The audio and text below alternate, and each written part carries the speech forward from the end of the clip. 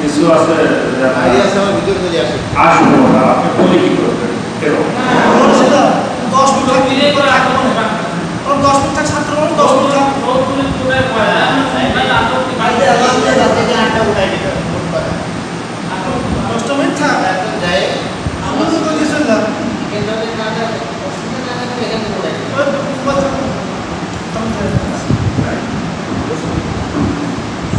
বসা দিয়ে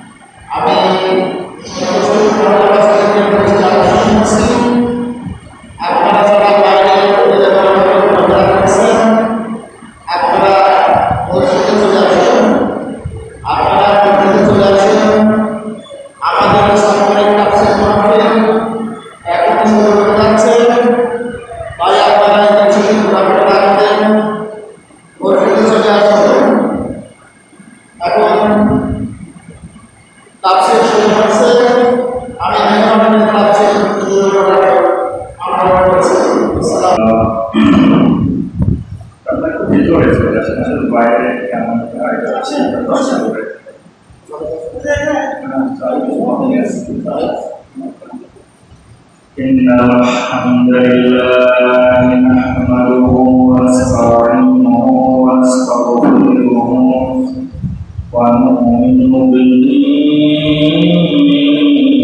ونتوكل عليه ونعوذ بالله من شرور أنفسنا من يهده الله فلا مضل له ومن يضلل فلا هادي له فلن تجد له وليا مرشدا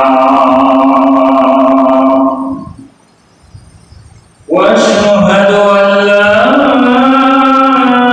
اله الا الله وحده لا شريك له واشهد ان سيدنا ومولانا محمدا عبده الله ورسوله الذي أرسله بالحق بشيرا ونذيرا وداعيا إلى الله بإذنه وسراجا منيرا أما بعد فقد قال الله تعالى في كلامه المسير وفي الفرقان الحميد شعيب أعوذ بالله من الشيطان الرجيم بسم الله الرحمن الرحيم وإذا قضيتم الصلاة فاذكروا الله قياما وقعودا على جنوبكم وإذا طمأننتم فأقيموا الصلاة إن الصلاة كانت على المؤمنين كتابا موقوتا ثم قول الله تعالى يا بني آدم قد أنزلنا عليكم لباسا يواري سوآتكم ورشا ولباس التقوى ذلك خير ذلك من آيات الله لعلهم يذكرون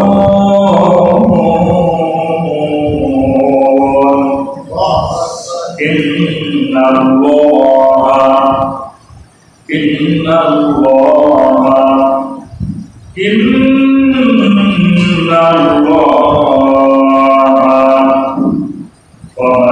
وملائكته يصلون على النبي يا أيها الذين آمنوا صلوا عليه وسلموا تسليما اللهم صل على سيدنا مولانا محمد وعلى آل سيدنا مولانا محمد মূর্তি হবে যখন শহীদ মান দিও আমাকে শাহাদাত জানি শুধু জীবন সে জীবন দিও আমাকে মূর্তি হবে যখন শহীদ মান দিও আমাকে আলহামদুলিল্লাহ আলহামদুলিল্লাহ আল্লাহুম্মা ইন্না আসআলুকা শাহাদাতান ফি সাবিলিক ওয়া দুআল মাউতি ফি বালাগি রাসূলিক লাকাল হামদু বিল কুরআন লাকাল হামদু বিল ঈমান লাকাল হামদু বিল ইসলাম والحمد لله رب العالمين والحمد لله على الإسلام يا مقلب القلوب ثبت قلبي على دينك اللهم صرف قلوبنا على طاعتك আলহামদুলিল্লাহ সমস্ত প্রশংসা সেই রবের দরবারে যে রব এই সন্তোষপুরের কেন্দ্র জামে মসজিদে এই বেহেশতের বাগানে আমাদেরকে কোরআন এবং রাসূলের আদর্শ থেকে শোনা এবং প্র্যাকটিক্যাল আমল করার জন্য যে তৌফিক দিয়েছেন সুযোগ করে দিয়েছেন আমরা বেহেশতের বাগানে একত্রিত হতে পেরেছি যিনি সুযোগ করে দিলেন আসুন তার দরবারে আমরা শুকরিয়া আদায় করে খুশি হয়ে বলি আলহামদুলিল্লাহ দরুদ ও সালাম সেই প্রিয় নবী সাল্লাল্লাহু আলাইহি ওয়াসাল্লাম আরবি নবী সাল্লাল্লাহু আলাইহি ওয়াসাল্লাম যে নবীকে আল্লাহ রাব্বুল আলামিন পাঠালেন আমাদের মাঝে আমাদের মতো পথভ্রষ্ট মানুষগুলোকে পথভ্রষ্ট মানুষগুলোকে গুমরাহী মানুষগুলোকে পথ দেখানোর জন্য পথ শেখানোর জন্য শিক্ষিত করার জন্য দীক্ষিত করার জন্য কোরআন এবং রাসূলের আদর্শের মধ্যে আজকে এই সাপ্তাহিক যে প্রোগ্রামটা থাকে যথারীতি আজকে ইনশাআল্লাহ কোরআন এবং সুন্নাহের আলোকে আলোচনা করব। এখানে উপস্থিত আছেন আমার সম্মানিত এই মসজিদেরই ইমাম এবং খতিব এবং এছাড়া উপস্থিত আছেন এই মসজিদের সম্মানিত সভাপতি, এছাড়াও এখানে উপস্থিত আছেন চট্টগ্রাম মাদ্রাসার সম্মানিত প্রভাষক স্যার, এছাড়াও আমার সামনে আরো দিন ও ইসলামীয়, এছাড়াও আমার আরেকজন শ্রদ্ধাভাজন স্যার উপস্থিত আছেন সকলকেই আমার আন্তরিক অভিনন্দন এবং সালাম। আসসালামু আলাইকুম। আল্লাহ রাব্বুল আলামিন আমাদেরকে সুযোগ করে দিলেন এই নির্ভেজাল কিতাব থেকে কথা শোনার জন্য, ঠিক কিনা? আল্লাহ বললেন, আপনারা কোরআন, তোমরা কোরআনটা নিয়ে একটু গবেষণা করবা। ওয়ালাউ কানা মিন ইনদি গায়রিল্লাহি লাওয়াজাদু ফীহি ইখতিলাফান কাসীরা। এই কিতাবটা যদি আমার কাছ থেকে বাদে অন্য কারোর কাছ থেকে আসতো তাহলে এর মধ্যে অনেক ভুল থাকতো, ভুলের ভরা থাকতো। যেহেতু আমার কাছ থেকে এসেছে সুতরাং এর মধ্যে তোমরা কখনোই ভুল খুঁজে পাবা না। যার একেবারে জ্বলন্ত প্রমাণ কিন্তু আমরা যারা পাঁচ ওয়াক্ত সালাত আদায় করি আর আমাদের সম্মানিত ইমাম যে প্রতিদিন পাঁচ ওয়াক্ত সালাতে যে কিরাতগুলো পাঠ করেন, এই কিরাতের মধ্যে কিন্তু আমরা দেখতে পাই এই কোরআনের কারিশমা, কোরআনের যে নিরাময়, কোরআনের যে সৌন্দর্য, কোরআনের যে নির্ভুল, এটা কিন্তু আমরা দেখতে পাই। কোনো কারণে যদি পেশেরও কোনো পরিবর্তন হয়, আমার মনে হয় মুসল্লিরা বুঝে ফেলবে যে ইমামের পড়ার মধ্যে একটু ভুল আছে, ঠিক কিনা? তার মানে এই কিতাবখানা হলো একেবারে নির্ভেজাল। আর এই কিতাবের কথাগুলো আমরা যারা শুনি না, আমরা অহংকার করে একেবারে বিমুখ হয়ে ফিরে যাই। নিতান্তই আপনি আমার সঙ্গে বেয়াদবি করেন, তাই করেছেন এই কোরআনুল কারীমের সঙ্গে, আর কোরআনুল কারীমের যিনি মালিক তার সঙ্গে। এই কোরআনের সঙ্গে বেয়াদবি করার যে ফল, আর কোরআনের মালিকের সঙ্গে বেয়াদবির যে ফল, তা হারে হারে টের পাচ্ছে আজকের বাংলাদেশের এই যে 360 জন তো আছেই, এছাড়াও যারা এদেরকে সমর্থন করেছে আজ তারা হারে হারে টের পাচ্ছে, ঠিক কিনা? সুতরাং এই সন্তুষ্টকে আমি মনে করি যেটা একটা রহমত। এই শনিবারের দিন আপনাদের সামনে আমি গবেষণামূলক কথাগুলো বলার দিন, আমি চ্যালেঞ্জ দিলাম। আমি যে কথাগুলো আপনাদের সামনে উপস্থাপন করি, একটা গ্রন্থ নয়, লাখ লাখ টাকা দিয়ে ক্রয় করে হাদিস গ্রন্থ, কোরআনুল কারীমের তাফসীর, বিভিন্ন গ্রন্থ থেকে আমি সংগ্রহ করে সপ্তাহ পর সপ্তাহ এরপরে কিন্তু আমি কথাগুলো আপনাদের সামনে উপস্থাপন করি। প্রায় 40টা হাদিস গ্রন্থ গবেষণা করে এরপরে কিন্তু আমি একটা দলিল স্থাপন করি, কোরআনের দলিল দিই। আমি যে আলোচনাটা করি, আমি এই যে সালাতের যে 13টা ফরজ, আমি আপনারে একটু চ্যালেঞ্জ করে দিলাম, চ্যালেঞ্জ করে দিলাম। আপনি গুগলে সার্চ দেন, আমার গত সপ্তাহে আমি যে আলোচনা করেছি এই বিগত 2 সপ্তাহ শরীর পাক, কাপড় পাক নিয়ে এবং জায়গা পাক, আপনি গুগল সার্চ দেন, আপনি মিডিয়ায় সার্চ দেন। যদি এই রকমের গবেষণার কথা আপনি শুনে থাকেন, আমি বলবো ঠিক আছে আপনি শুনেছেন, কিন্তু আমি সার্চ দিয়েছি তাদের কথাগুলো শোনার জন্য, কিন্তু আমি একেবারে পেয়েছি ঢাকা মুখস্থ। এই যখন আপনি সার্চ দিবেন সালাতের ফরজগুলো কি, আপনি শুধু পাবেন নামগুলো, কি শরীর পাক, জায়গা পাক, কাপড় পাক, ওই সতর ঢাকা, নিয়ত করা, কেবলামুখী হওয়া, ওয়াক্ত অনুযায়ী নামাজ আদায় করা, এছাড়া আপনি একটা হাদিস ছাড়া আপনি আর কোথাও খুঁজে পাবেন না।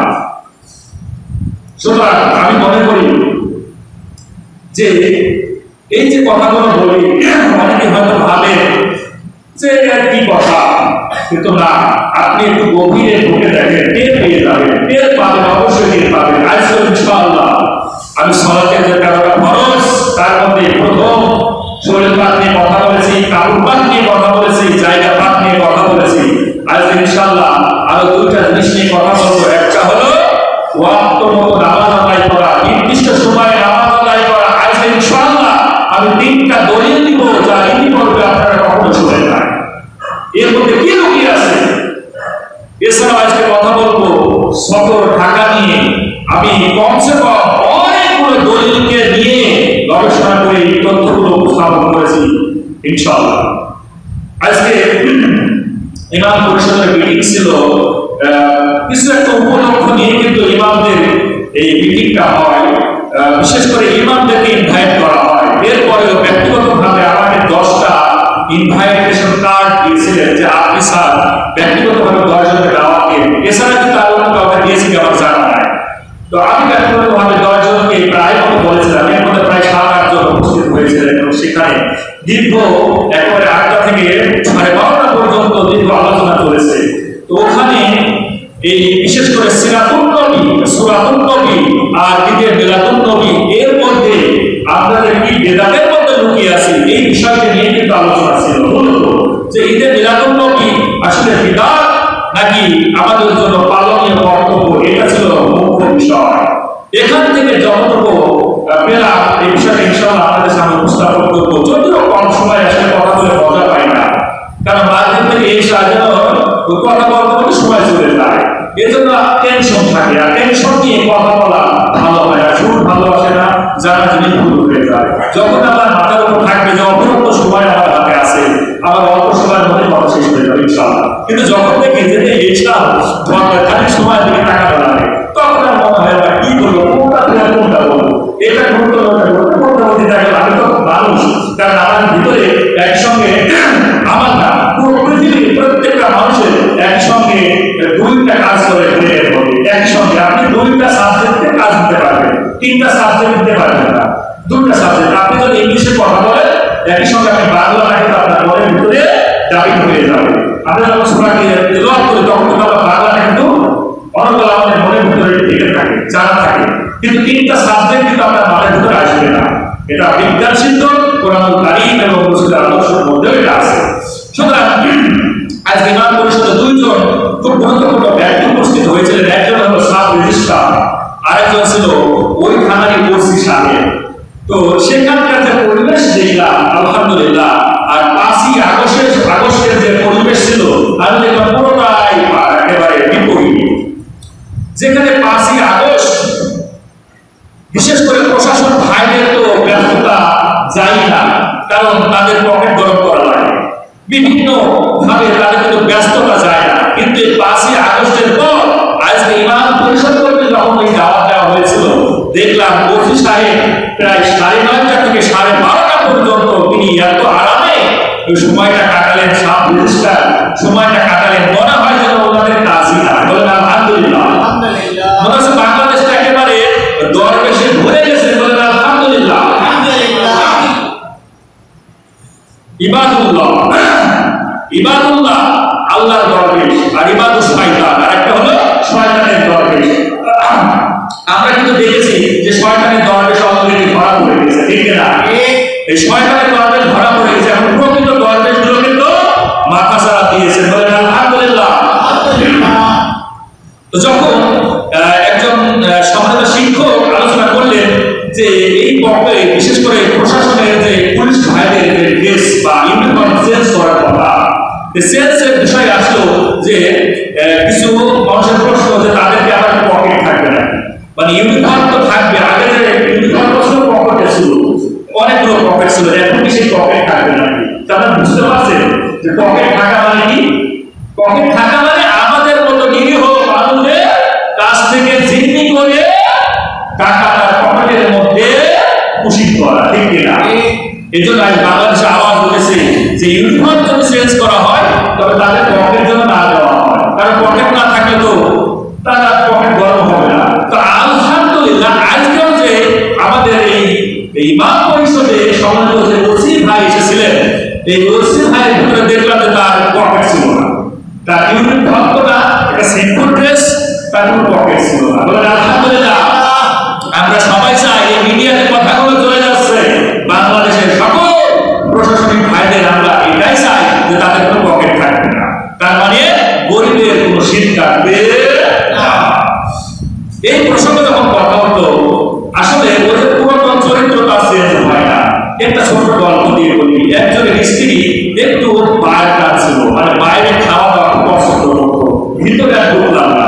দেখুন স্বামী কিভাবে বুঝতে পেরেছে তার স্ত্রী বাইরের প্রতি একটু আকর্ষণ বেশি।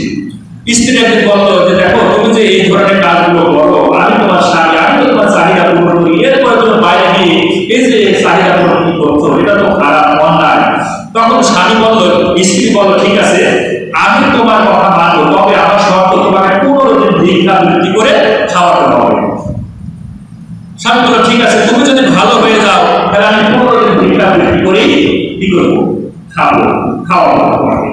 এবার তাছাড়া স্বামী যে ভিক্ষুকের ড্রেস, এই ভিক্ষুকের ড্রেস নিয়ে তিনি এর আগে কৃষিকাজ করতো, ওই কৃষিকাজের ফাঁকে ভিক্ষুকের ড্রেস নিয়ে ভিক্ষা বৃত্তি করে ওই 15 দিন খাওয়াইছে। খাওয়ানোর পর স্ত্রী এবার ওই বাইরের যে আকর্ষণ ছিল, অ্যাট্রাকশন ছিল, ক্যান্সেল, এটা বাদ হয়ে গেছে।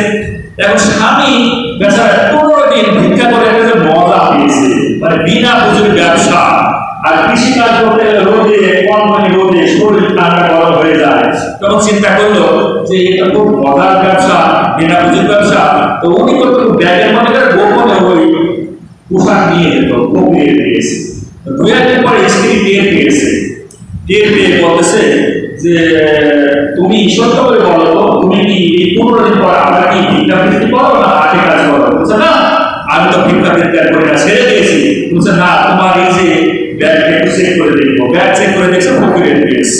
তার মানে ওই যে 15 দিনের একটা লোক, স্ত্রী বললো দেখো মাত্র 15 দিনের লোক যদি তুমি সামলাতে না পারো, তা আমি স্ত্রীকে দীর্ঘ বছর লোক পেয়েছি, এটা আমি কি করে এই রোধ করতে পারি?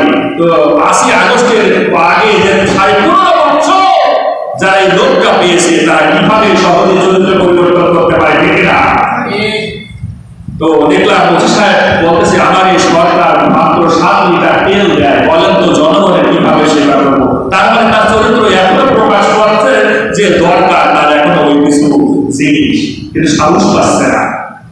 আলহামদুলিল্লাহ বাংলাদেশের মানুষ সচেতন হয়ে গেছে, সেখান থেকে আওয়াজ উঠেছে এবং সেখানে অনেকগুলো কথা হয়েছে, অনেকগুলো আলোচনা হয়েছে। সর্বশেষ যে আলোচনা ঈদে মিলাদুন নবী। ঈদ মানে কি? উৎসব। ঈদ মানে উৎসব, আর মিলাদ মানে জন্ম, আর মিলাদুন নবী মানে নবীর জন্ম।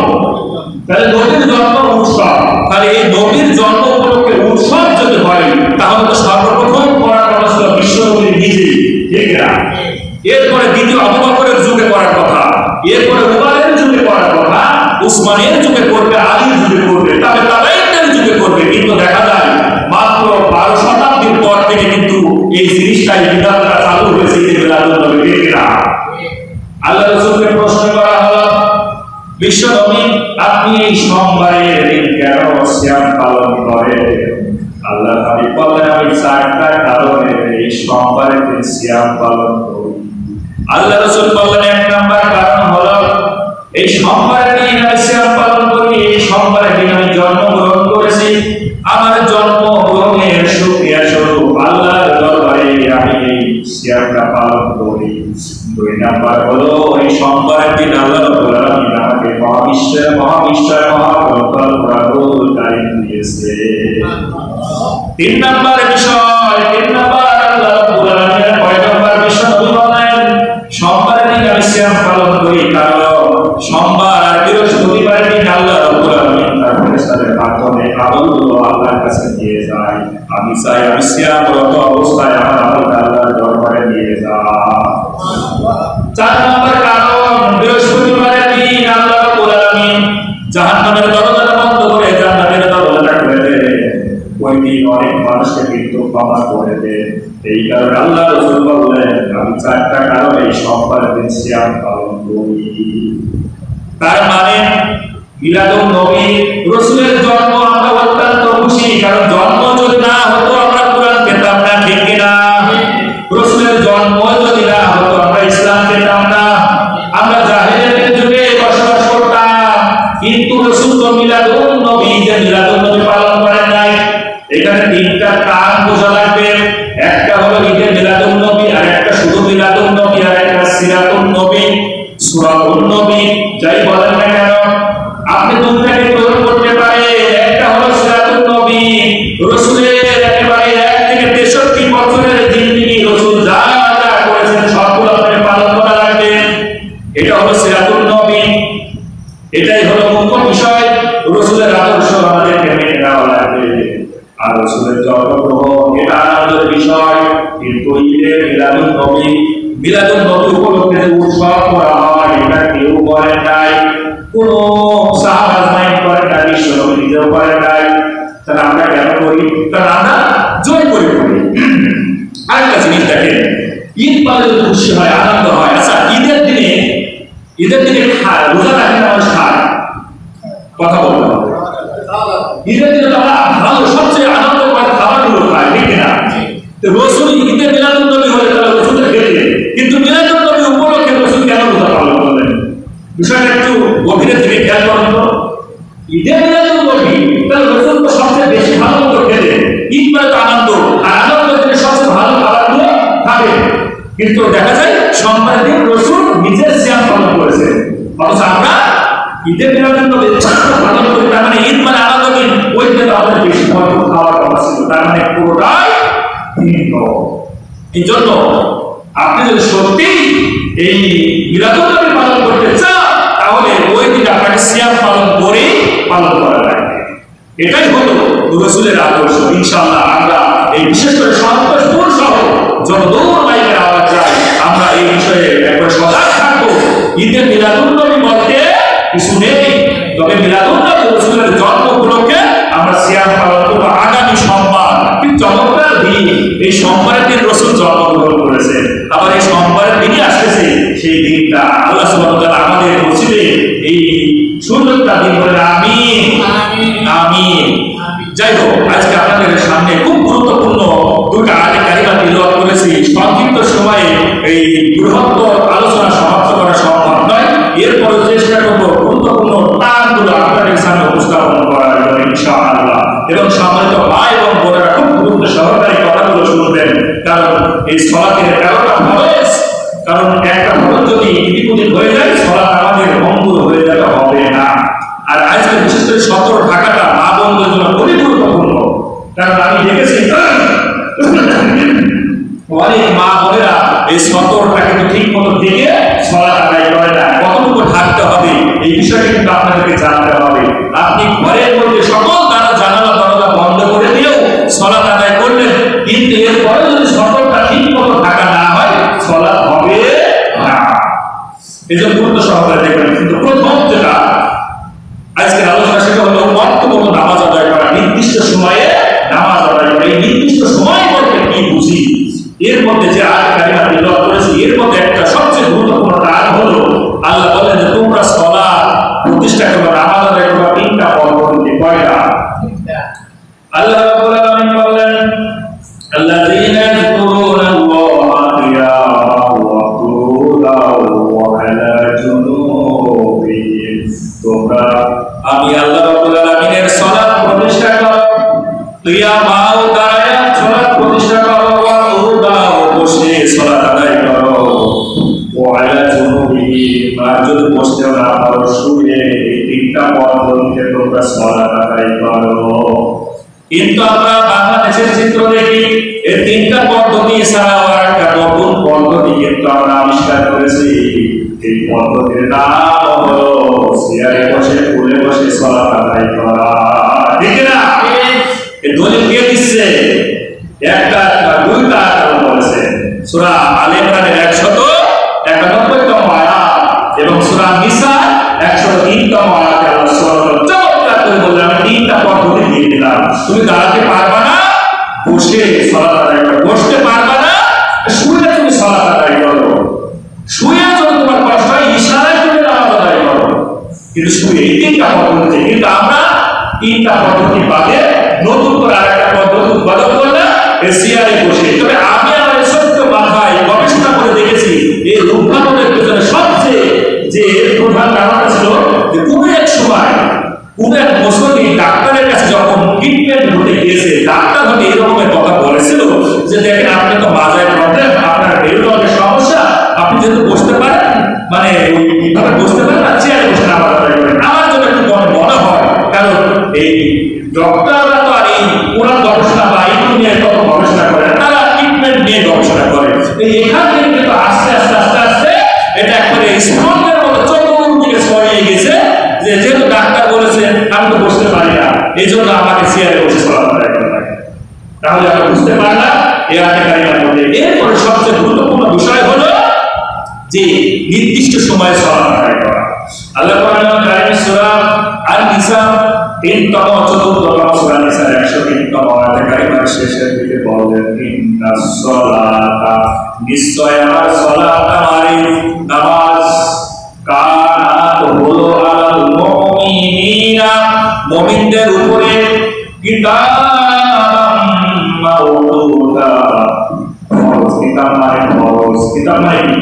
কিতাব মানে ফরজ, কিতাব মানে চিঠি, কিতাব মানে লেখা, কিতাব মানে লেখনী, কিতাব মানে আপনার আমলনামা। এই কিতাব দিয়ে অনেকগুলো অর্থ হয়। আল্লাহ কিন্তু এই আয়াতের মধ্যে এই অর্থটা করলেন নির্দিষ্ট সময়ে আদায় করা হলো ফরজ। তার মানে এই যে ইশার সালাত কয়টা দিকে? 8টার সময়।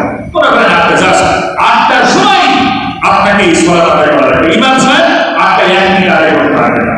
এটা আল্লাহ সুবহানাহু ওয়া তাআলা বলে করে দেন নাই। এই মাওকা এই শব্দের যে অর্থগুলো আছে আপনাদেরকে বলবো, তার আগে দেখেন আমি পুরো বাংলাদেশে যত জায়গায় পেয়েছি তার মধ্যে আমি 2টা মসজিদ পেয়েছি যেখানে এই ওয়াক্ত মতো নামাজ আদায় করা বা নির্দিষ্ট সময়ে নামাজ আদায় করার ধারে কাছে যায়, তারা কোয়াটাই করে না। দেখেন এই আমি নোটগুলো করেছি, এই মসজিদে 2টা নামাজ আদায় করে যে পয়েন্টগুলো পেয়েছি একটু মেলায় দেখবেন। এক নম্বর হলো যে 2টা মসজিদের ইমামের বিশেষ করে টাইম নলেজ একদমই টাইম নলেজ নাই। আমার মনে হয় আমার এই কথাগুলো মিডিয়া হিসেবে যদি তিনি শুনে থাকেন আলহামদুলিল্লাহ, কারণ এক সময় হয়তো সেটি শুনতে পারবে।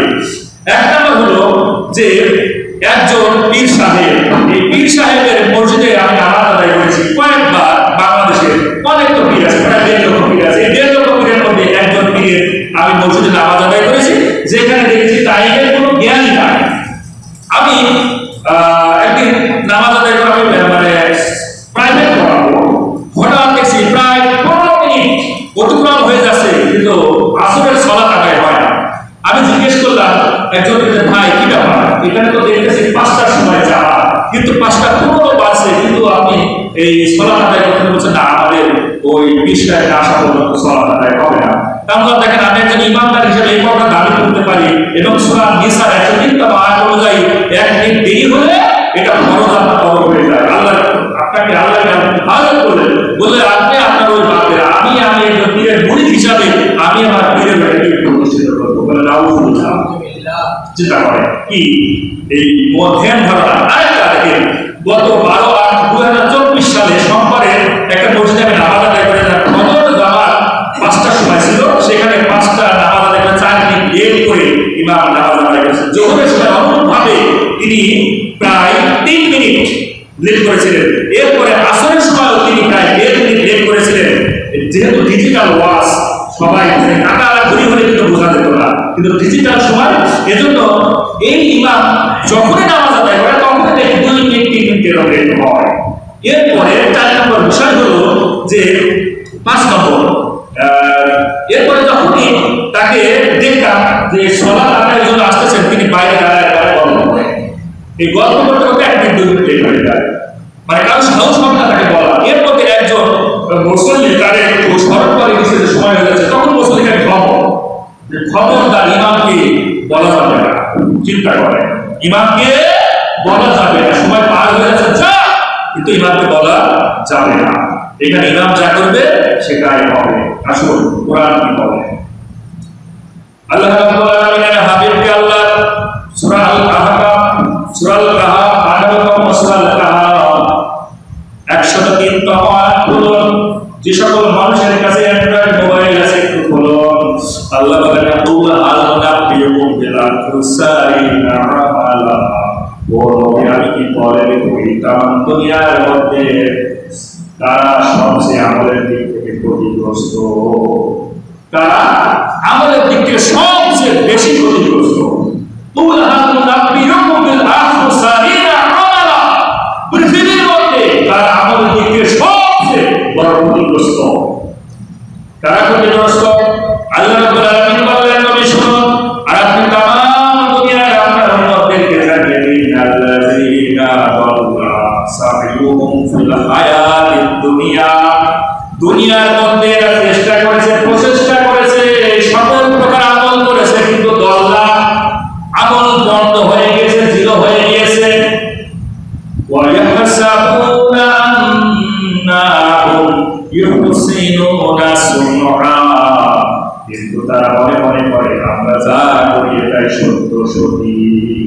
আল্লাহ বলতেছে দেখে যে তাদের আমল কিন্তু নষ্ট হয়ে যায়, বরবাদ হয়ে যায়, কিন্তু এরা জানে না, এরা মনে করে যে আমরা যেটা করতেছি আমি ইমাম এই 2 মিনিট পরে সালাত আদায় করব, আমি 5 মিনিট লেট করে মসজিদে যাব, এটা আমার এখতিয়ার, আমার মসজিদ, সুতরাং এখানে কারণ কেউ বলার অধিকার রাখে না। আল্লাহ বলে তুই তোর আমল নিয়ে থাক, পৃথিবীতে থাকা অবস্থায় আল্লাহ বললা সাইয়ুহুম ফিল হায়াতিদ দুনিয়া, এই দুনিয়াতে তোর আমল আমি লাঠি মেরে একবার বরবাদ করে ঠিক না। ধারণা করে যে ওয়াহুম ইয়াহসুবুনা ওয়াহুম ইয়াহসাবুনা আন্নাহুম তারা মনে করে যে আমরা যা করতেছি এটাই মনে সত্য, কিন্তু তারা জানে না তার আমলগুলো নষ্ট হয়ে যায়। তাহলে গেলেন দলিল। এখন আসো যে নির্দিষ্ট সময়ে সালাত কেন আদায় করা লাগে, দলিল কি? এর দলিল প্রথম দলিল কোরআন কারীম সূরা আন-নিসা, সূরা নিসার ভিতরে আল্লাহ বললেন ইন্নাস সালাতা কানাত আলাল মুমিনিনা কিতাবান মাওকুতা। এই মাওকুতা শব্দের আমি অনেকগুলো অর্থ খুঁজে পেয়েছি। এই মাওকুতার মূল ধাতু হলো ওয়াকুতা। এটা 13টা ডেরিভেটিভ ফর্ম এসেছে, 13টা মূল ধাতু, তার মধ্যে 4টা ডেরিভেটিভ ফর্ম, একটা ডেরিভেটিভ ফর্ম এটা হলো মাওকু। এটা নাম হলো মাওকু, মানে নির্দিষ্ট সময়ে আপনাকে উপস্থিত হওয়া লাগবে। এক নাম্বার এই যে অর্থগুলো, মাওকুত শব্দের অর্থ হলো নির্দিষ্ট সময়ে আপনাকে মসজিদে উপস্থিত হতে হবে এবং যে নির্ধারিত স্থান সেখানে আপনাকে উপস্থিত হতে হবে এবং নির্দিষ্ট সময়ে আপনাকে সালাত শুরু করা লাগবে। এটা হলো মাওকুত শব্দের অর্থ। আপনি কোরআন থেকে দেখুন, আমি যদি মিথ্যা বলে থাকি, কারণ এই মাওকুত শব্দের অর্থ আমি এখান থেকে যে 13টা দিয়ে আছে মূল শব্দ, এই 13টা গবেষণা করে এটা পেয়েছি। আর কিতাব শব্দের অর্থ হলো ফরজ, অর্থাৎ নির্দিষ্ট সময়ে সালাত আদায় করা ফরজ। তাহলে এক নম্বর দলিল কোরআন। দুই নম্বর দলিল তাবুক যুদ্ধ। বিশ্বনবী সাল্লাল্লাহু আলাইহি ওয়াসাল্লামের শেষ যুদ্ধ ছিল তাবুক যুদ্ধ। বিশ্বনবী তাবুক যুদ্ধে গেলেন, কোন এক কারণে বিশ্বনবী ফজরের সালাত একটু লেট হয়ে গিয়েছে। আব্দুর রহমান বিন আউফ সালাত আদায় করা শুরু করে দিলেন, জামাত শুরু করে দিলেন। বিশ্বনবী যখন সালাতের জন্য আসলেন, এক রাকাত সালাত অলরেডি হয়ে গিয়েছে। বিশ্বনবী দাঁড়ায় গেলেন, সালাত যখন সমাপ্ত হয়ে গেলেন, বিশ্বনবী উঠে দাঁড়ালেন। এক রাকাত যে ফেল করেছিলেন, এক রাকাত আদায় করার পর বিশ্বনবী দাঁড়ালেন। দাঁড়ানোর পর আব্দুর রহমান বিন আউফকে বর্তমান দিলেন আর বললেন, তুমি সঠিক কাজ করেছো। সুবহানাল্লাহ, সুবহানাল্লাহ। বিশ্বনবী উপস্থিত আছেন, একটু লেট হয়েছে। আব্দুর রহমান বিন আউফ সালাত আদায় করা শুরু করে দিয়েছে। রাসূল বর্তমান দিলেন, তুমি সঠিক কাজ করেছো, কারণ নির্দিষ্ট সময়ে সালাত আদায় করা লাগবে। এটাই হলো আমার উম্মতের প্রধান কাজ এবং কোরআন সে দলিল দিয়েছে। বলেন সুবহানাল্লাহ। এখান থেকে 3টা জিনিস পাওয়া যায় শিক্ষা। এক নম্বর শিক্ষা হলো, যদি উত্তম মানুষ থাকে উত্তম মানুষের তুলনায় কিন্তু সে ইমামত করতে পারবে, কারণ বিশ্বনবী উপস্থিত থাকার পরে একটু লেট হয়েছে। অনুত্তম নামাজ বা সাহাবী তো বিশ্বনবীর সমান হতে পারে না মর্যাদা, তারপরে কিন্তু আব্দুর রহমান বিন আউফ নামাজ আদায় করে দিয়েছেন। বিশ্বনবী স্বয়ং মুসল্লির কাতারে দাঁড়ায় গেছে। বুঝা গেল যে ইমাম যতই মর্যাদা হোক না কেন, যদি ফেল করে সময়, তাহলে আপনার মুসল্লিদের মধ্যে একজন সালাতে দাঁড়ায় যাবে, সালাত আদায় করবে ইনশাআল্লাহ। 2 নম্বর হলো যে এখান থেকে প্রমাণিত হয় যে জামাতের জন্য সময় যে নির্ধারণ করা হয় এবং সকলের জন্য মেনে চলা হলো ফরজে আইন। কি হলো? ফরজে আইন। 3 নম্বর দলিল। 3 নম্বর দলিল, গোটা মুসলিম বিশ্ব 5 জনকে কিন্তু মনে করেন যে আবু বকর ছিলেন প্রথম খলিফা, দ্বিতীয় খলিফা ওমর, তৃতীয় খলিফা উসমান, চতুর্থ খলিফা কিন্তু আলী, আর পঞ্চম খলিফা হিসেবে তামাম বিশ্বের মানুষকে মনোনীত করেছেন ওমর ইবনে আব্দুল আজিজ রাহমাতুল্লাহ আলাইহি।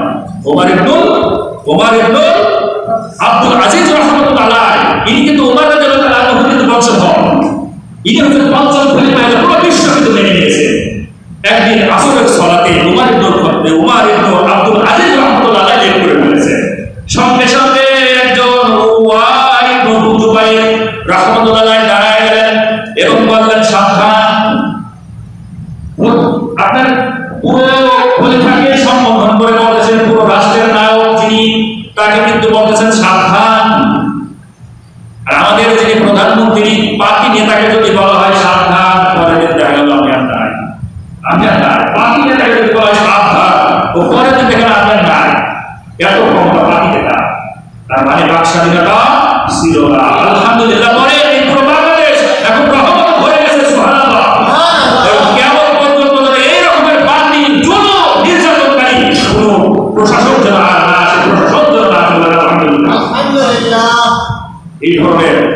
শাসক এই ধরনের জুলুম নির্যাতনকারী আয়না ঘর বানালো, কোন জালিম শাসক জালিম নেত্রী নেতা যদি বাংলার জন্য কেমন পর্যন্ত আর না আসে বলেন আমিন। আল্লাহ যে আমাদেরকে এই বৈষম্য দূর করার জন্য একটা সুযোগ করে দিয়েছেন, পুরো বাংলাদেশ যেন বৈষম্যহীন হয়ে যায় বলেন আমিন। আল্লাহ এই যে গোলাম আব্দুল ইবনে উমার ইবনে আব্দুল আজিজ রাহমাতুল্লাহ আলাইহি বললেন সাবধান, ওয়া বললেন সাবধান আব্দুল, এই যে আব্দুল উমার ইবনে আব্দুল আজিজ রাহমাতুল্লাহ আলাইহি বললেন ঘটনাটা কি? ওরওয়া জুবাইর বললেন শোনো আমি শুনেছি, বাশির ইবনে আবি এই সাহাবীর কাছ থেকে আমি শুনেছি আল্লাহ রাসূলের ইমামতি করেছেন স্বয়ং জিবরিল আমিন। জোহর আসর মাগরিব ইশা এই পাঁচ ওয়াক্ত সালাত কিন্তু জিবরিল আমিন বিশ্ব নবীকে নিয়ে সালাত আদায় করেছে এবং নির্দিষ্ট সময়ের মধ্যে সালাত আদায় করেছে। সব জিবরিল আমিন বিশ্ব নবীকে নিয়ে জিবরিল আমিন ইমাম হয়েছে আর বিশ্ব নবী কি হয়েছে মুক্তাদি হয়ে এই সালাত প্রতিষ্ঠা করেছে, নির্দিষ্ট সময়ে পাঁচ ওয়াক্ত নামাজ শিক্ষা দিয়েছে। সুতরাং সাবধান ও খলিফা, সাবধান, লেট করা যাবে না।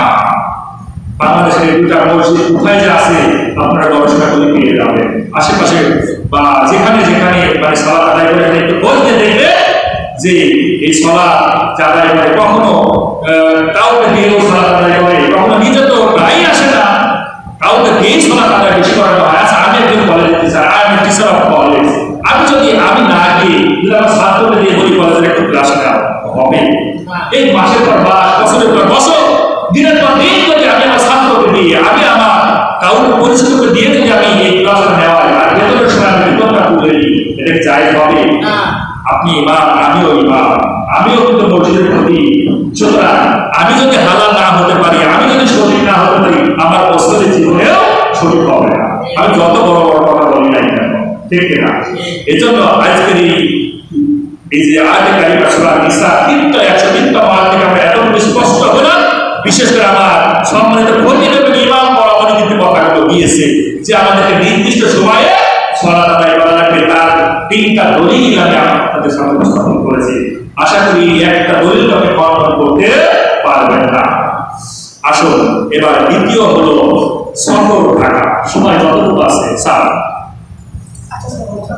আর আধা ঘন্টা সময়কে পাবো ইনশাআল্লাহ।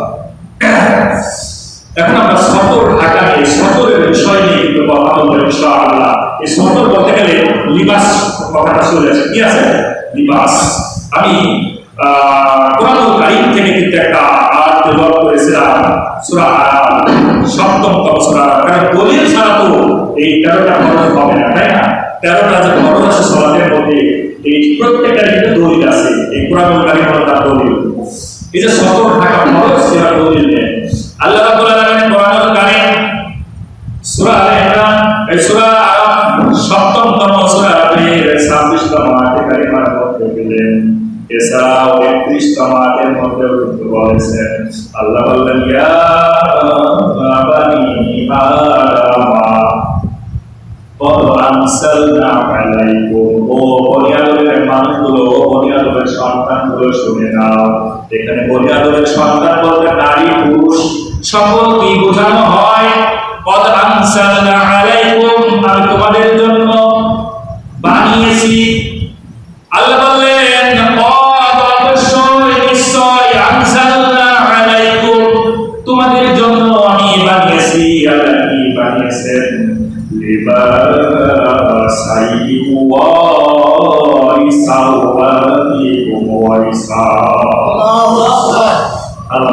আমি বানিয়েছি লিবাস, পোশাক, লিবাস বানিয়েছি, পোশাক বানিয়েছি। আজকাল তো আমরা দেখি যে পোশাক পরতে ভালোবাসে না, মেয়ে যত বড় হয় পোশাক তত ছোট হয়, আর মেয়ে যত ছোট থাকে পোশাক তত বড় হয়, ঠিক কিনা?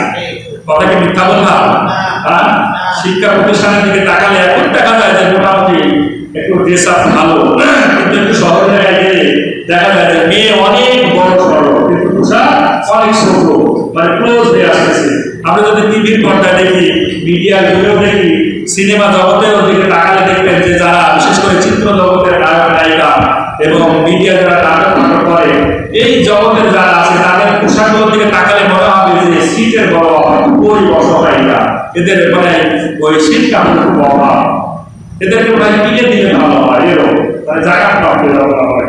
কিন্তু আসলে তারা ইচ্ছা করে এই ড্রেসগুলো তারা পরে না। আসলে এই নিয়ে কথা হবে, এই লিবাস শব্দটা কোরআনুল কারিমে লাম বা সিন এই তিনটা শব্দ মূল ধাতু হিসাবে দিয়েছেন 23 বার। সুবহানাল্লাহ। তার মানে 23 বার দিয়েছেন মূল হিসাবে, কিন্তু 4টা ডেরিভেটিভ ফর্ম আছে। তার মধ্যে একটা ডেরিভেটিভ ফর্ম হলো লিবাস। এই 4টা ডেরিভেটিভ ফর্মের মধ্যে একটা ডেরিভেটিভ ফর্ম কি? লিবাস। এই লিবাসের আবিধানিক অর্থ হলো মানে শত ঢাকা, শত। এই আশত মূল ধাতু হিসাবে এটা আবিধানিক অর্থ ঢেকে রাখা। ঢেকে রাখো কি? কি ঢেকে রাখো? মানে আমাদের কায়দা ঢেকে রাখবো না, গরু ছাগল ঢেকে রাখবো, সতর ঢেকে রাখতে হবে। এই সতরটা কি? এটা ইনশাআল্লাহ আজকে আমরা জানবো ইনশাআল্লাহ। আমরা আজকে সবাই সতর্কের মানুষ জেনে নিব যে আসলে কি আমার সতর ঢাকা হয় না হয় না, এবং সতর কি শুধু পোশাকের ক্ষেত্রে না আর অন্যান্য ক্ষেত্রেও সতর আছে, এটা কিন্তু আমরা দেখবো ইনশাআল্লাহ। মূল 7টা সূরার 8টা আয়াতে আল্লাহ রাব্বুল আলামিন 10 বার এই লিবাস শব্দটা দিয়েছেন, বলেন সুবহানাল্লাহ। তাহলে কয়টা সূরার মধ্যে? 7টা সূরার মধ্যে 8টা আয়াতে 10 বার এই লিবাস শব্দটা খুঁজে পাবেন। এই 10টা সূরার মধ্যে এই কুরআনুল কারীমের লিবাসের 10টা শাব্দিক অর্থ আল্লাহ দিয়েছেন, বলেন সুবহানাল্লাহ। একটা নয়, আপনি খুঁজে তো এই পুরো কোরআনকে খুঁজে বের করতে হবে। 10টা শাব্দিক অর্থ দিয়েছে কোরআনুল কারীমের মধ্যে লিবাসে। আমরা তো শুধু জানি লিবাস মানে পোশাক, এবার আসলে 10টা শাব্দিক অর্থ জেনে নিই। লিবাস মানে 1 নাম্বার হলো আবৃত হওয়া। কি হওয়া? আবৃত হওয়া। আল্লাহ রাব্বুল আলামিন কোরআনুল কারীম সূরা ইনসান 76তম সূরা ইনসানের 21তম আয়াতে কারিমার মধ্যে বলেন, আলিয়াহুম সিয়াবু সুন্দুসিন খুদুরুম ওয়া ইস্তাবরাক। আল্লাহ যে মানুষগুলোকে জান্নাত দিবেন, ওই জান্নাতের মধ্যে যাদেরকে নিক্ষেপ করবে, জান্নাতের মধ্যে যাদের জায়গা করে দিবেন, ওই দিন আল্লাহ 2 ধরনের লিবাস দিবেন। একটা হলো মোটা, একটা হলো মোটা পুরু, একেবারে মোটা পুরু রেশমি পোশাক, আর একটা হলো পাতলা মিহি চমৎকার এই রেশমি পোশাক আল্লাহ সেই উপহার দিবেন।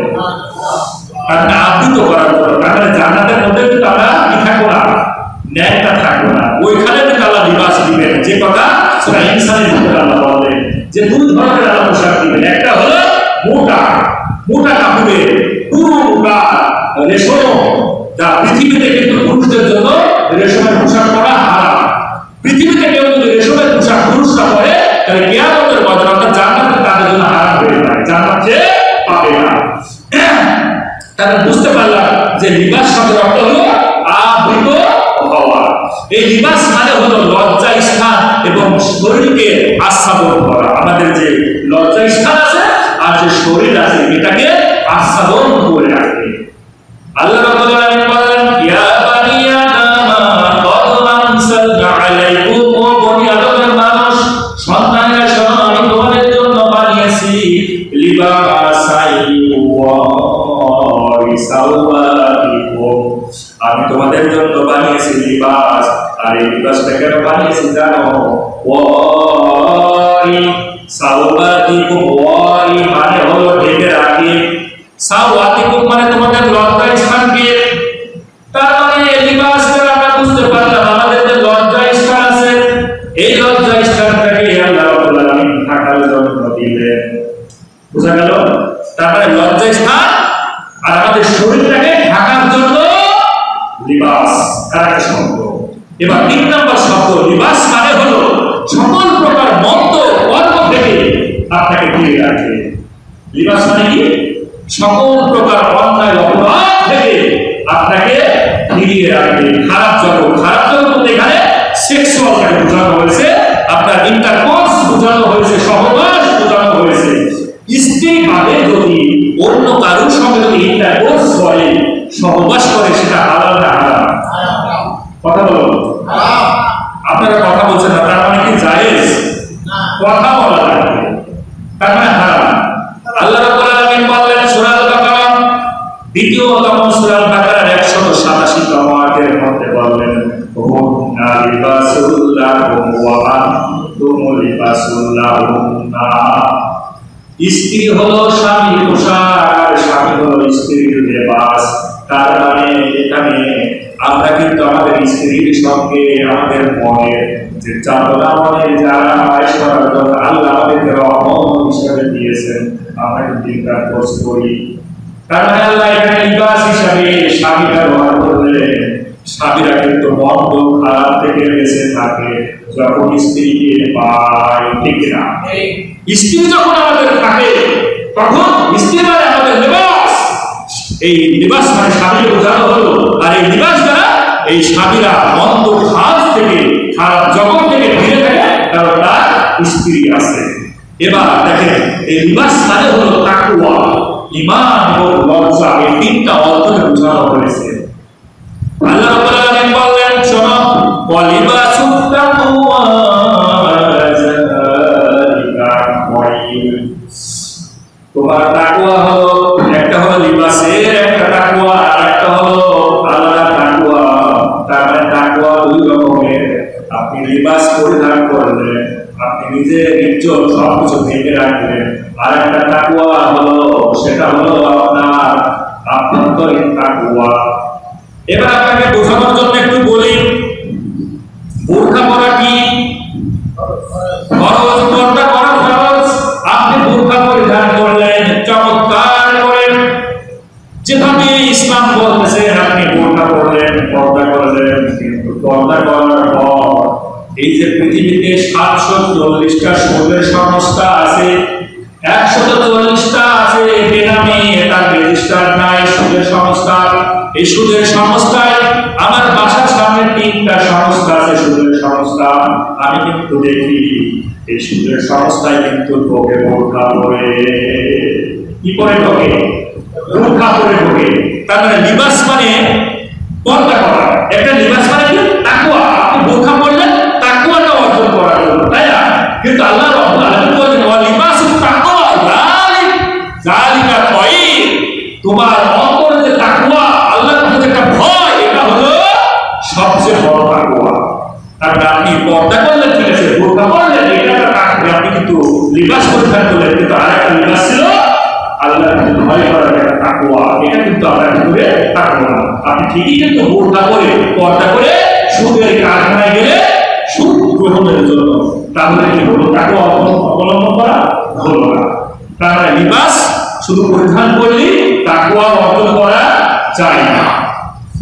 অনেক বোনেরা দেখি, যেহেতু আমি কলেজের একজন স্যার, আমার একদিন ছোট্ট মেয়ে, আমি কলেজের একটা জায়গায় রেখেছি, আমি স্টাফদের রুমে রেখে আসার পর আমি প্রিন্সিপালের রুমে যখন আসলাম, আমি বললাম বা তুমি এখানে বসো, তুমি বসে থাকো, আমি কিছুক্ষণ পরে আসবো।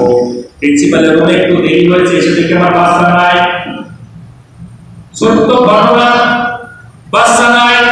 আমি কিন্তু আমার মাথায় কাজ করে না, ছোট্ট মেয়েটা রাস্তায় গিয়ে কি কোনো অ্যাক্সিডেন্ট করলো নাকি।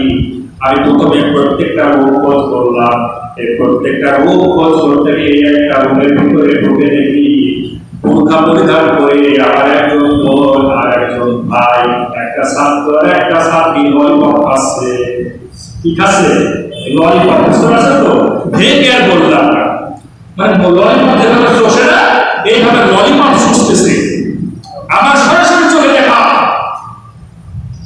প্রতিষ্ঠানগুলোতে কলেজ, ভার্সিটি, হাই স্কুল, আর কয়েকদিন পর এই যে শিক্ষা ব্যবস্থা ছিল, এই রকমের শিক্ষা ব্যবস্থা, আর এইরকম জানি যদি আর 5 বছর থাকতো, এই আমেরিকা যাওয়া লাগতো না। বাংলাদেশে আমেরিকার চেয়ে সবচেয়ে খারাপ অবস্থায় থাকতো, ঠিক না? কারণ ক্লাস রুমে গিয়ে দেখতেছে ললিপপ খাচ্ছে, বোরকা পরে, তার ভিতরে তো পর্দা। এই যে লিবাস, যে লিবাসের কথা কোরআন হাদিস বলতেছে, এই লিবাস পরিধান করে সে ললিপপ খাচ্ছে আর এক ছাত্র বন্ধুর কাছ থেকে।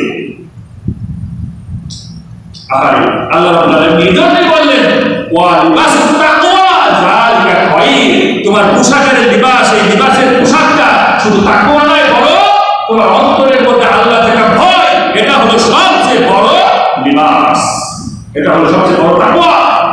সুতরাং এই তাকওয়া অর্জন করতে হবে। সন্তোষ করে থাকো। বাবাদেরকে সচেতন থাকা লাগবে, মায়েদেরকে সচেতন থাকা লাগবে।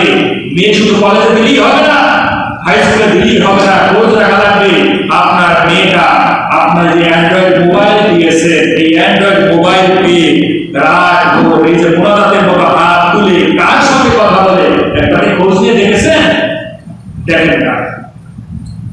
আমি আমার বাসা থেকে দোতলায় থেকে আমি যখনই নজর দিয়ে দেখি ম্যাক্সিমাম সাথী বোনেরা এই মোবাইলকে সামনে নিয়ে রাস্তা দিয়ে হাঁটে, কখন অ্যাক্সিডেন্ট করে বোঝা যায় না। তারা মেসেজ চ্যাট করতে করতে যায়, কাজটা চ্যাট করে। আমরা তো ইম্পর্টেন্ট পার্সন হয়ে আমাদের মোবাইল ফোন আছে 9 বার, দিনের মধ্যে একবার না দুবার, তাও নিজেকে ধন্য মনে করি কি ফোন আসে না কেন? আর তাদের কাছে খালি ফোনই আসতে থাকে, কানের মধ্যে ফোন দেওয়া থাকে। আপনি বাবার সাথে একবার খোঁজ নেন না যে আমার মেয়েটা কার সঙ্গে কথা বলে, আমার ছেলেটা কার সঙ্গে কথা বলে, এই মেয়েটা টাকা কোথায় পায়, এই ছেলেটা এমপি কোথায় পায়, এই মোবাইলের মধ্যে তার ফ্রেন্ড লিস্টে কারা আছে।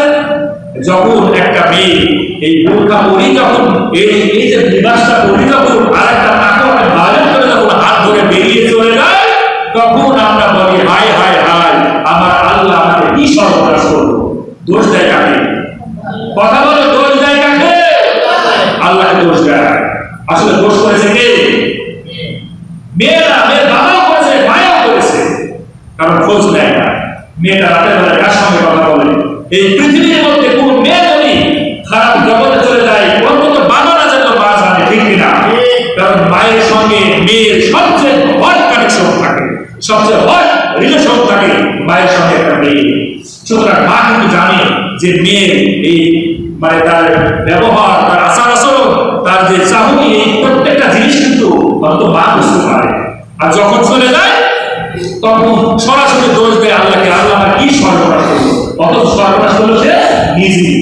আল্লাহ নিজেও কিন্তু বলেছে তুমি তো নিজের সর্বনাশ করেছি। সুতরাং এখানে কারো দোষ দিয়ে চলবে না। এরপরে লিবাস শব্দের অর্থ হলো লোক, বর্ণ, বস্ত্র। অর্থাৎ আল্লাহ রাসূল সাল্লাল্লাহু আলাইহি ওয়াসাল্লাম যুদ্ধের ময়দানে কিন্তু লিবাস পরিধান করে গিয়েছেন, এই যে বর্ণ পরিধান করে কিন্তু গিয়েছেন উহুদের ময়দানে। এরপরেও কিন্তু দন্দন মোবারক শহীদ হয়েছিলেন, ঠিক কিনা? তার লিবাস মানে হলো এই বস্ত্র, শস্ত্র এবং লোহ বর্ণ। আরেকটা লিবাস মানে ক্ষুধা আর ভয়। যেহেতু সময় অল্প, আমাদের অনেকগুলো আসলে পয়েন্ট ছিল। এরপরে লিবাস মানে হলো সংশয়, সংশ্লিষ্ট মিশন অর্থেও ব্যবহার করা হয়। এরপরে লিবাস মানে হলো স্ত্রী।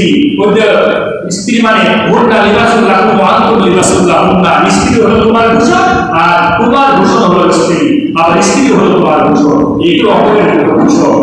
আর লিবাস মানে প্রশান্তি, অন্ধকার এবং পর্দাকে বোঝানো হয়। কিন্তু ফকিহ ও মুহাদ্দিসের গণের মতে এই লিবাসের 5টা মত কিন্তু ব্যক্ত করেছেন। 1 নাম্বার হলো এই লিবাস মানে শরীর এবং লজ্জাস্থানকে আবৃত করে। এই লিবাস মানে হলো নিজেকে সজ্জিত করে, যা কোরআন কারীমে কিন্তু প্রমাণ করেছে। সেই শব্দটা আমি ব্যবহার করব ইনশাআল্লাহ। আর লিবাস মানে হলো নিজের সৌন্দর্যটাকে ফুটিয়ে তোলে। কিন্তু আমরা মনে করি লিবাস অর্থাৎ পোশাক যত খুলে ফেলবো আমার সৌন্দর্য তত ফুটে উঠবে। এটা কিন্তু আমরা জানি না। জানলে কেন বাংলাদেশের এই টিভিগুলোতে দেখেন তো বোরকা পরে অভিনয় করে, চিত্রজগতে বোরকা পরে অভিনয় করে।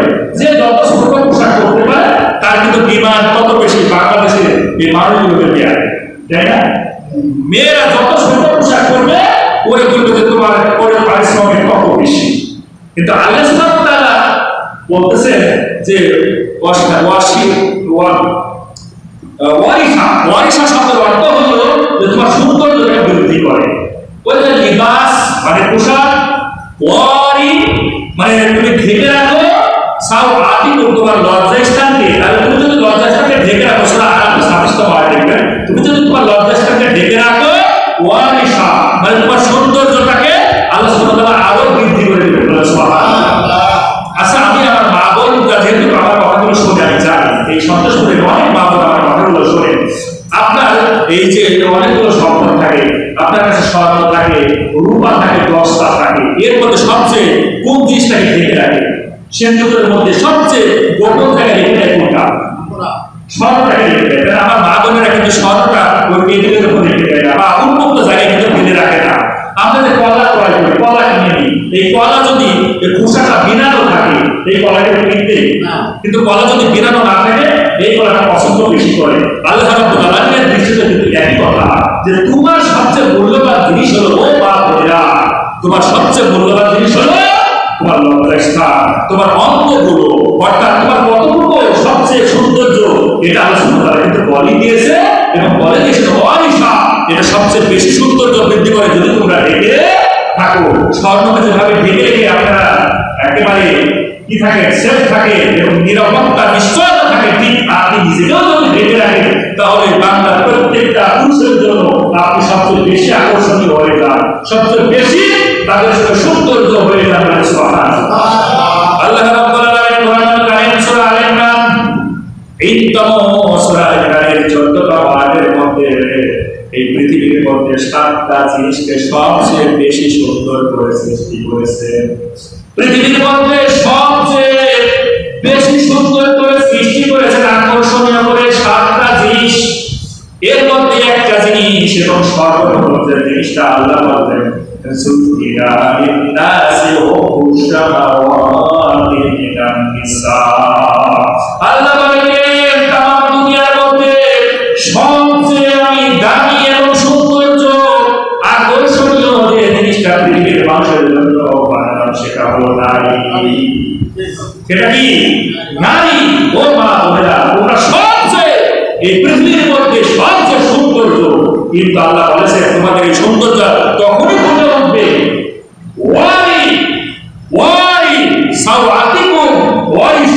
যখন তুমি তোমার লজ্জাস্থানকে, তোমার প্রত্যেকটা অঙ্গকে তুমি ঢেকে রাখবা, তোমার সৌন্দর্য আল্লাহ সুবহানাহু ওয়া তাআলা বাড়িয়ে দেবেন। সুবহানাল্লাহ। এই জিনাটার শব্দে কতগুলো অর্থ আছে আমি শেষ করে বলতে পারবো না, কিন্তু এরপরে সবচেয়ে আকর্ষণীয় জিনিস হলো এই জিনাটা যে কথা হলো, এই জিনাটার শব্দের অর্থ হলো এই পৃথিবীর মধ্যে সবচেয়ে আকর্ষণীয় এবং সুন্দর জিনিস। সুবহানাল্লাহ। এই মুহাদ্দিস বলেছেন লিবাস ইসলামের নীতি ও আদর্শের পরিপন্থী হবে না। এবার আসুন 47 বাজে না, সময় দিকে দেখাবো না, আসলে মনোযোগ কোরআনের দিকে। এবার ইসলামের দৃষ্টিতে পোশাক কেমন হবে এই ব্যাপারে কিন্তু বিস্তর দলিল আছে। তার মধ্যে আমি হেডলাইন একটু পরে হয়তো সমালোচনা না পারবো। ইসলামের দৃষ্টিতে পোশাক পরিচ্ছন্ন কেমন হবে এটা আমি প্রায় 40টা হাদিস গ্রন্থ কোরআনুল কারীমে গবেষণা করে পেয়েছি। ইসলামের দৃষ্টিতে পোশাক হবে 7টা। কয় ধরনের? 7 ধরনের পোশাক হতে হবে। এরপরে ইসলামের পোশাকের স্তর কয়টা হবে? বিশেষ করে হাকিমুল উম্মাহ আশরাফ আলী থানভী রাহমাতুল্লাহ আলাইহি বলেন ইসলামে পোশাকের স্তর হবে 4টা। কয়টা? 4টা। ইসলামের দৃষ্টিতে নারী এবং পুরুষের জন্য কয় ধরনের পোশাক নিষিদ্ধ করেছে এই ব্যাপারে 8 ধরনের পোশাককে ইসলামের দৃষ্টিতে নিষিদ্ধ করা হয়েছে। এগুলো ইনশাআল্লাহ আগামী সময় পাবো জানি না। এরপরে আরেকটা হেডলাইন হলো এটা 8 ধরনের। এই 8 ধরনের পোশাক ইসলামের দৃষ্টিতে নিষিদ্ধ করা হয়েছে। এবার আসুন আমরা একটু জেনে নিব যে ইসলামের দৃষ্টিতে পোশাক পরিচ্ছদ কেমন হবে। প্রথম, এমন পোশাক যেন হবে সতর্কতা লজ্জাস্থান ঢেকে থাকে। ইসলামের দৃষ্টিতে এমন পোশাক হবে যেন লজ্জাস্থানটা কি হয়? ঢেকে থাকে। এর মধ্যে পুরুষদের জন্য নাভি থেকে পায়ের টাকনুর উপর, মাথায় মাথায় রেখে এই টাকনুর উপর থেকে নাভি পর্যন্ত পুরুষদের জন্য সতর্ক থাকা। এই যে এতক্ষণ আলোচনা করলাম যে 13টা ফরজ সলাতে, এই 13টা ফরজের 4র্থ নম্বর 5ম নম্বর ফরজ হলো কি? সতর্ক থাকা। কি থাকা? সতর্ক থাকা। পুরুষদের জন্য সতর্ক থাকার কোথায় থেকে কোথায়? নাভি থেকে টাকনুর উপর পর্যন্ত। আর নারীদের জন্য আবার মা-বোনদের জন্য সতর্ক হলো মুখমণ্ডলটা আলাদা থাকবে, 2 হাতের তালু এবং 2 পায়ের তালু, এই 3টা জায়গা আলাদা করে রাখতে পারে। তবে যদি আপনি বাইরে যান তাহলে আপনি যদি এই মুখমণ্ডল ঢেকে রাখেন এটা উত্তম, কিন্তু খোলা রাখলে গুনাহ হবে না। এই কথা কি বলতেছে আল্লাহ রাব্বুল আলামিন? আসুন দেখি এই পৃথিবীর মধ্যে দুইটা জিনিস 3 ইঞ্চি দুইটা জিনিসকে যদি আল্লাহ সুবহানাহু ওয়া তাআলা বলেন ও পুরুষরা শোনো কুল্লিল মুমিনিনা আল্লাহ রাসূলকে বললেন রাসূল এই আপনার উম্মতকে বলেন মুমিন কারা হতে চায় কারা মুমিন হতে চায় আল্লাহ প্রশ্ন করেছে তা আমি ওই মসজিদে দুহাতখানা তুলে জানতে চাই কারা মুমিন হতে চায় লিল্লাহি তাকবীর আল্লাহু আকবার আল্লাহ যেটা বলেছেন কুল্লিল মুমিনিনা মুমিনকে ডাক দিয়ে বলো কারা মুমিন হতে চায় আমরা কি মুমিন হতে চাই মুমিন হতে চাই মুমিন হতে চান না মুখ দিয়ে বলতে পারে মুমিন হতে চান না মুমিন যদি হতে চান আল্লাহ রাব্বুল আলামিন বলেন কুল্লিল মুমিনিনা ইয়াকুদ্দু মিন আবসারিহিম ওয়া ইয়াহফাযু ফুরুজাহুম সান্নামা দুইটা জিনিস 3 ইঞ্চি দুইটা জিনিসকে হেফাজত রাখতে হবে কয় ইঞ্চি 3 ইঞ্চি দুইটা জিনিসকে এই 3 ইঞ্চির কারণে কিন্তু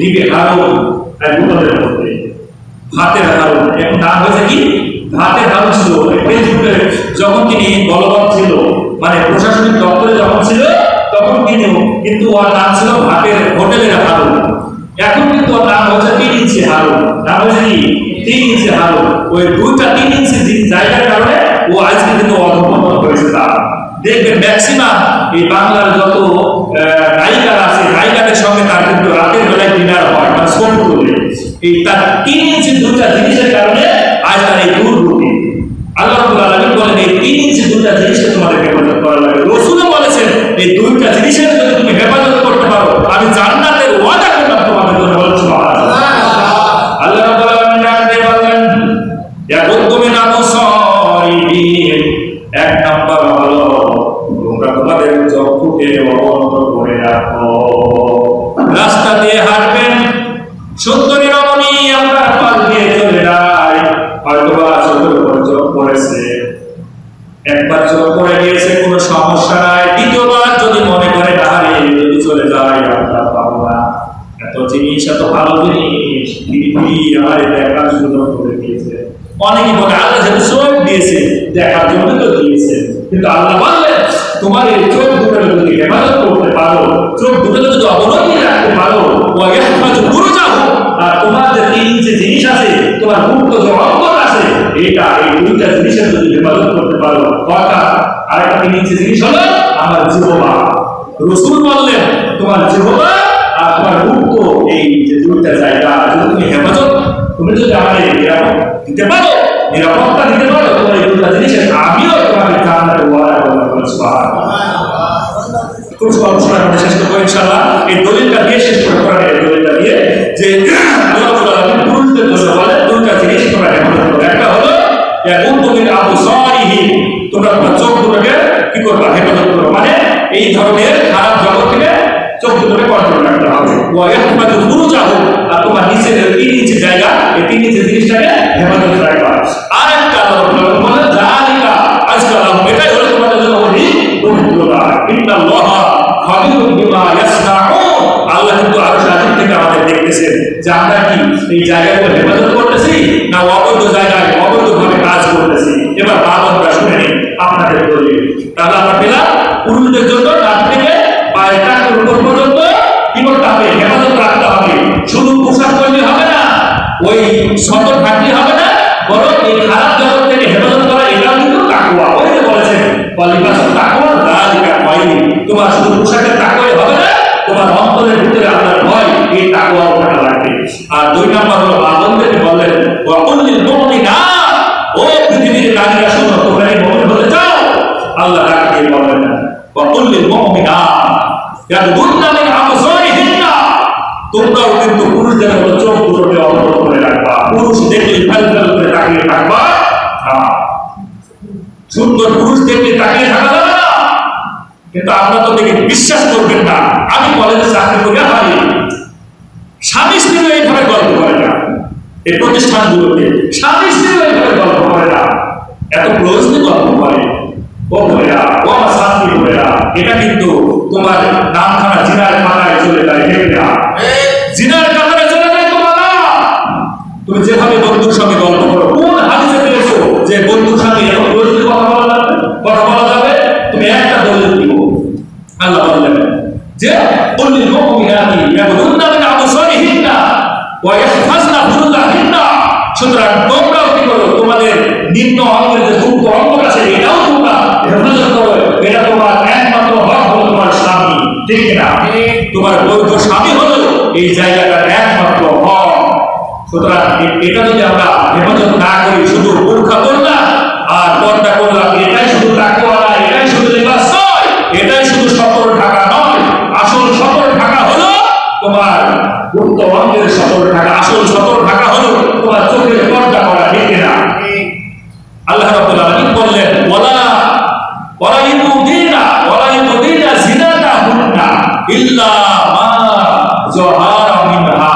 যতটুকু প্রকাশ করে তোমার গুনাহ হবে না, তুমি ততটুকু খোলা রাখো। এই যে বললাম, দুই হাতের তালু, মুখমণ্ডল আর দুই পায়ের তালু, এতটুকু যদি আপনি খোলা রাখে, আল্লাহ বললেন ওয়ালা ইউদিনা জিনাতাহুন্না ইল্লা মা যাহারা মিনহা। এটা খোলা রাখলে কোনো গুনাহ হবে না। কিন্তু আল্লাহ রাব্বুল আলামিন বললেন যে তুমি এবার কি করবা, তুমি পর্দা কিভাবে করবা। আমরা দেখবো আর বর্তমানে যে বোরখা পরিধান করে নীল আছে নাকি এই আয়াতের সাথে দেখবেন। আল্লাহ বললেন ওয়াল ইয়াদরিবনা, তুমি কি করো, ঢাকো।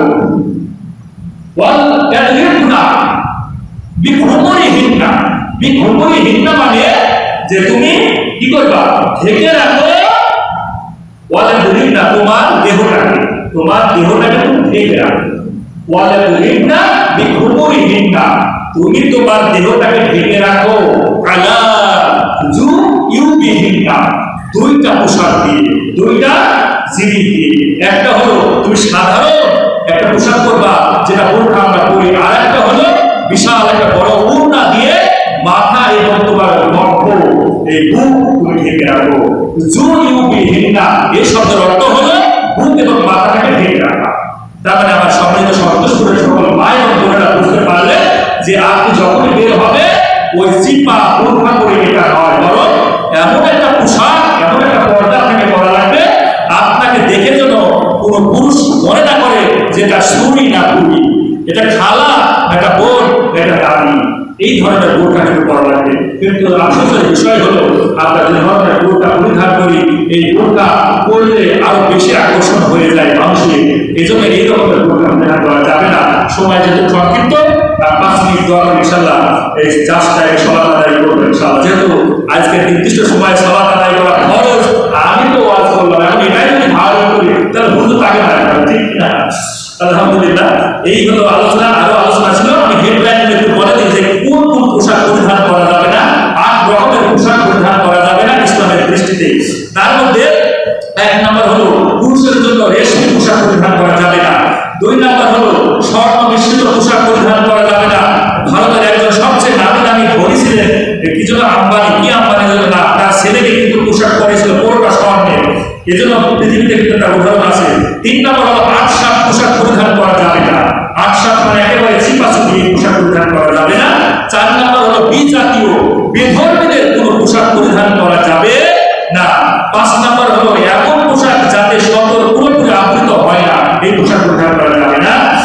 আর 6 নম্বর হলো অশালীন এবং কুরুচিপূর্ণ পোশাক পরা যাবে না।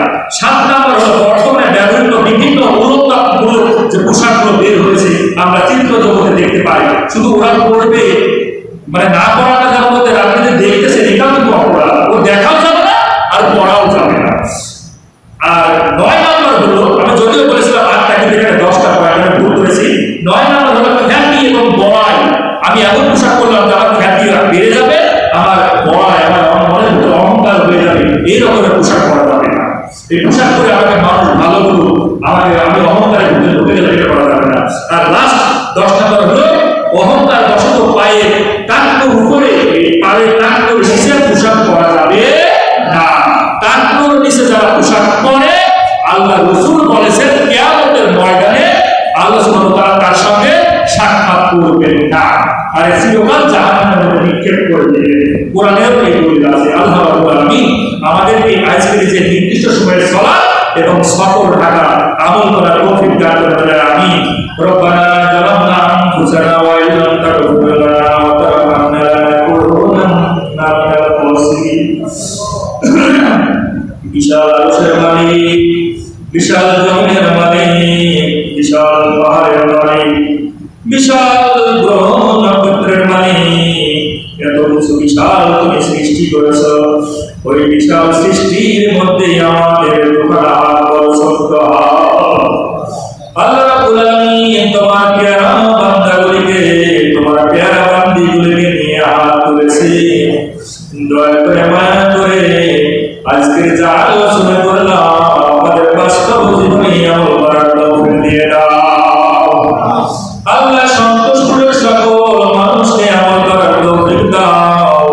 সারা পৃথিবীর সকল মানুষকে তোমার রাসূলের আদর্শের মধ্যে থেকে আল্লাহ সবগুলো পালন করার তৌফিক তুমি দিয়ে দাও। আল্লাহ বাংলার জমিনে সকল আলেম ওলামা সকল ইমানদার প্রত্যেক মানুষকে আল্লাহ তুমি সকল প্রকার বিপদ আপদ থেকে হেফাজত করো। তামাম দুনিয়ার সকল উম্মতকে আল্লাহ মুসলিম উম্মতকে কাফেরদের উপর বিজয় দিয়ে দাও। আল্লাহ রাব্বুল আলামিন বাংলাদেশকে তুমি যে একটা সুন্দর পরিবেশ করে দিলা, আর একটা সুন্দর পরিবেশ তুমি দাও যেন প্রাণকারী এই বাংলার জমিনে প্রতিষ্ঠা হয়ে যায়। আল্লাহ রাব্বুল আলামিন এই কুরআন যেন বাংলার জমিনে প্রতিষ্ঠা হয়ে যায়, আর বাংলার জমিনের প্রত্যেকটা নরনারী যেন তোমার ইসলামের ছায়ার মধ্যে আসতে বাধ্য হয়ে যায়। আল্লাহ সন্তোষপুরের সকল যুবকের জন্য দোয়া করি, ছাত্রী বন্ধুদের জন্য দোয়া করি, সকলকে তুমি স্বশিক্ষায় শিক্ষিত করে দেশ ও দশের জন্য কল্যাণকারী বানায়া দাও। আল্লাহ রাব্বুল আলামিন মসজিদের ইমাম খতিব আল্লাহ আমার সামনে হাত তুলেছেন, আল্লাহ প্রিন্সিপাল স্যার সহ অনেক স্যার এবং অনেক মুরব্বীরা আল্লাহ প্রত্যেকের হাত কবুল করে নাও, আমাদের নেক মাকসুদ তুমি পূরণ করে দাও। রাব্বুল আলামিন যতদিন বাঁচব রাসূলের আদর্শের মধ্যে কবুল করে নাও। সন্তোষপুরের মা বোনদের যদি কোনো অসুস্থ থাকে আল্লাহ তাদের মনের যত যাতনা বেদনা যত কিছু আশা আকাঙ্ক্ষা আছে তুমি নিজ গুণে আশা আকাঙ্ক্ষাগুলো জেনে সব কিছু জানো, সবগুলো কবুল করে নাও। আল্লাহ রাব্বুল আলামিন বেকার যুবকদের তুমি একটা সুন্দর চাকরির ব্যবস্থা